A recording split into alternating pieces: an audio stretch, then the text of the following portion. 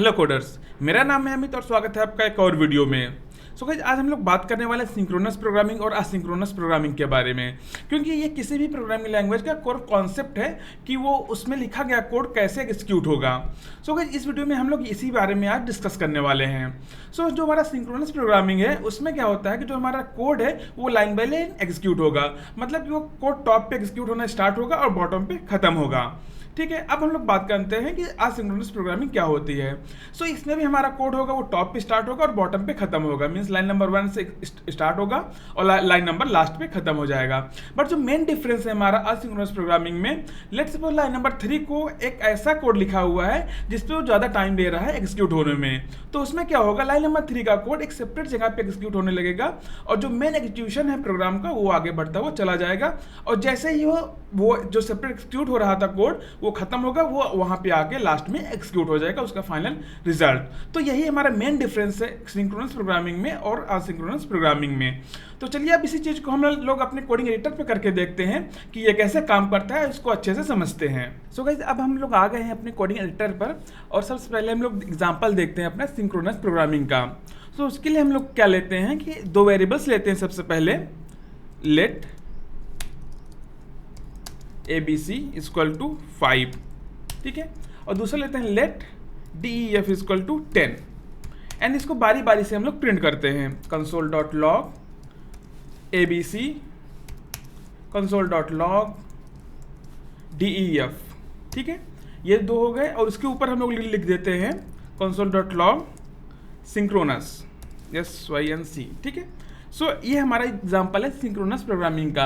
अब जैसे इसको हम लोग सेव करेंगे हमें आउटपुट क्या मिलेगा कि सबसे पहले हमें सिंक्रोनस प्रिंट हुआ दिखाई देगा, उसके बाद हमारा आएगा आउटपुट ABC का आउटपुट जो 5 है और दूसरा आएगा हमारा DEF का आउटपुट जो कि 10 है। सेव किया, अब हम अपने कंसोल में देखेंगे कि यहाँ पे सिंक्रोनस आ गया, यहाँ पे 5 आ गया, यहाँ पे 10 आ गया, ठीक है। तो ये लाइन बाय लाइन एग्जीक्यूट हो गया जैसे कि लाइन बाय लाइन लिखा हुआ है। सबसे पहले सिंक लिखा हुआ है, फिर ABC, फिर DEF, और उसके बाद अगर हम यहाँ पे कोई दूसरा ऑपरेशन भी करना चाहें console.log ABC into DEF, ठीक है। अब इसको सेव करेंगे तब भी ये क्या होगा कि जो पहले पे सिंक्रोनस, दूसरे पे ABC का मतलब 5 और ABC इंटू DEF मतलब 5 इंटू 10 जो 50 है। उसके बाद में लास्ट में क्या है हमारा DEF है। यहाँ पे जितनी भी सारी चीज़ें हैं वो line by line he execute हुई हमें दिखाई दे रही हैं। यहाँ पे हमारा असिंक्रोनस कुछ भी ऐसा नहीं है, ठीक है। अब चलिए हम लोग देखते हैं कि असिंक्रोनस कैसे होता है। अगर हम लोग जावास्क्रिप्ट की बात करें तो जावास्क्रिप्ट में एक बाय डिफॉल्ट एक फंक्शन है नेचर का जिसे हम लोग सेट टाइम आउट कहते हैं, जो कि क्या है असिंक्रोनस बिहेव करता है। वो कैसे होता है वो चलिए हम लोग देखते हैं। अब यहाँ पे हम लोग लिखते हैं सेट टाइम आउट अपना एक, इसको अभी के लिए आप ऐसे समझ लीजिए सेट टाइम आउट, ठीक है। इसके अंदर हम लोग पास करते हैं फंक्शन, ठीक है, और दूसरा पैरामीटर इसका होता है कि कितने समय बाद हमें इसके अंदर का कोड एग्जीक्यूट करना है, मतलब कि जो ये फंक्शन है ये फंक्शन कितनी देर बाद एग्जीक्यूट होगा। अब यहाँ पे लेट सपोज हम लोग दे देते हैं 100 मिली सेकेंड्स का टाइम, क्योंकि यहाँ पे जो टाइम दिया जाता है वो मिली सेकेंड्स में दिया जाता है, ठीक है। अब इसके अंदर हम लोग लिख देते हैं यहाँ का क्या console.log async,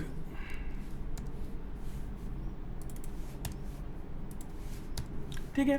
यहाँ पे अगर हम लोग देखें कि हमने सबसे पहले क्या लिखा हुआ है, असिंक लिखा हुआ है, उसके बाद सिंक लिखा हुआ है, फिर ABC, फिर जो भी हमारा आगे का ऑपरेशन था वो सारी चीज़ें लिखी हुई है।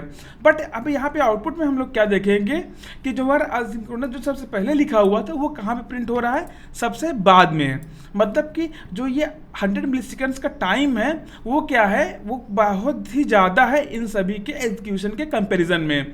मतलब कि ये जितनी भी सारी चीज़ें हैं वो 100 मिली सेकेंड से बहुत ही कम टाइम ले रही हैं एग्जीक्यूट होने में, और जो ये वाला फंक्शन है वो टाइम ले रहा है 100 मिली सेकेंड्स का। इसीलिए क्या हुआ कि पहले ये सारी चीज़ें हमारी एग्जीक्यूट हो गई जो पहले एग्जीक्यूट हो रही थी, उसके बाद जो हमारा असिंक्रोनस टास्क था कौन सा, ये असिंक वाला, वो हमारा सबसे बाद में मूव हो गया एकदम से बॉटम पे। तो यहाँ पे क्या हम लोग देखते हैं कि जो हमारा एक्सक्यूशन था वो वहाँ पे रुका नहीं, मतलब कि हमारा जो टाइम था वो 100 मिली सेकेंड्स रुका नहीं। ले चलिए अब इसको हम लोग थोड़ा सा बढ़ा देते हैं, इसको 10 सेकेंड का कर देते हैं, ठीक है, मतलब कि 10,000 मिली सेकेंड मतलब 10 सेकेंड का। अब इसको सेव किया। अब यहाँ पे हम लोग क्या देखते हैं कि जो ये चारों कंसोल का आउटपुट है वो हमें यहाँ पे आ गया है। अब बट जो हमारा ये वाला आउटपुट था वो अभी नहीं आया है। क्यों? क्योंकि अभी 10 सेकंड्स नहीं हुए हैं। अब जैसे ही 10 सेकंड हो गए यहाँ पे हम लोग क्या देखते हैं कि अब यहाँ पे इसका आउटपुट आ गया। सो जो हमारा एग्जीक्यूशन का जो पॉइंटर था वो क्या किया, वो इसको स्टॉप नहीं किया कि 10 सेकंड हो जाएगा तभी हम इसको आगे प्रिंट आउट करेंगे, ऐसा नहीं किया उसने क्या किया, पहले इस सबको आउटपुट दे दिया, उसके बाद जैसे ही 10 सेकंड्स हुए उसका आउटपुट हमें यहाँ पे मिल गया। सो इस तरीके से हमारा सिंक्रोनस प्रोग्रामिंग और असिंक्रोनस प्रोग्रामिंग काम करता है। सो इसका सबसे बड़ा बेनिफिट हमारा क्या है कि जब भी हम सिंक्रोनस प्रोग्रामिंग में काम करते हैं सो वहाँ पे हमारा रिसोर्सेज कम यूज होता है। तो बट वहाँ पे हमारा क्या है कि अगर हमें कोई ऐसा टास्क मिल गया जो कि काफ़ी ज़्यादा टाइम ले रहा है तो वहाँ पे वो प्रॉब्लम क्रिएट कर सकता है। बट जैसे ही हम असिंक्रोनस प्रोग्रामिंग पे मूव करते हैं वहाँ पे हमारा क्या होता है कि हमारा रिसोर्सेज थोड़ा से ज़्यादा यूज होते हैं बट हमारी जो आउटपुट है वो हमारा फास्ट हो जाता है। सो इसका एक सिंपल सा एग्जांपल और लेते हैं कि लेट सपोज हम लोग क्या करते हैं कि हमें एपीआई से कोई चीज़ें फेच करनी है। सो उसके फेच करने का एक सिंपल सा फॉर्मूला है हमारे पास, सिंपल सा फंक्शन है जावास्क्रिप्ट में फेच का। ठीक है, ये हमारा रूट है। देन इसके अंदर भी हम लोग एक कॉलबैक फंक्शन पास करते हैं जिसको हम लोग आगे डिस्कस करेंगे कि कॉलबैक फंक्शंस क्या होते हैं, प्रॉमिसेस क्या होती हैं, असिंक का वेट क्या है, वो सारी चीज़ें हम लोग आगे डिस्कस करेंगे। ठीक है, अब console.log हम लोग लगाते हैं। क्या हम लिख देते हैं इनसाइड देन।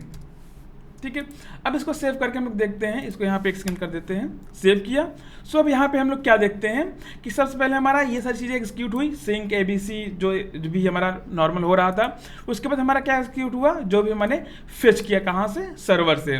सो यहाँ पर हम लोग क्या देखते हैं कि जो हमारा फेच वाला काम था ये असिंक्रोनस टास्क है, मतलब कि किसी दूसरी जगह से हम कोई डाटा मंगा रहे हैं तो वो हमारा असिंक्रोनस हो जाता है, क्योंकि लेट सपोज हमने किसी से डाटा मंगाया तो वो बिजी हो सकता है। सो उस केस में हमारा जो प्रोग्राम का एग्जीक्यूशन है वो रुका नहीं, उसने क्या किया कि आगे की चीज़ें एग्जीक्यूट कर दी। बाकी जैसे ही हमें वहाँ से आउटपुट मिला दूसरी जगह से, उसने उसका आउटपुट यहाँ पे प्रिंट कर दिया। और उसके बाद जो भी हमारा लास्ट वाला आउटपुट क्या था असिंक, मतलब कि जो स्टेट टाइम आउट के अंदर था उसका आउटपुट जैसे ही हमें मिला वो यहाँ पे हमें दे दिया। सो इस तरीके से जो हमारा असिंक्रोनस प्रोग्रामिंग है वो काफ़ी ज़्यादा फास्ट होती है चीज़ों को एग्जीक्यूट करने में। सो गाइज यही हमारा मेन डिफरेंस सिंक्रोनस प्रोग्रामिंग और असिंक्रोनस प्रोग्रामिंग का। सो गाइज आई होप कि आपको ये वीडियो अच्छा लगा होगा और आपको सिंक्रोनस प्रोग्रामिंग और असिंक्रोनस प्रोग्रामिंग के बीच में डिफरेंस अब पता चल गया होगा आसानी से। सो गाइज मिलते हैं आपसे अगले वीडियो में, तब तक के लिए thank you and keep watching and keep learning.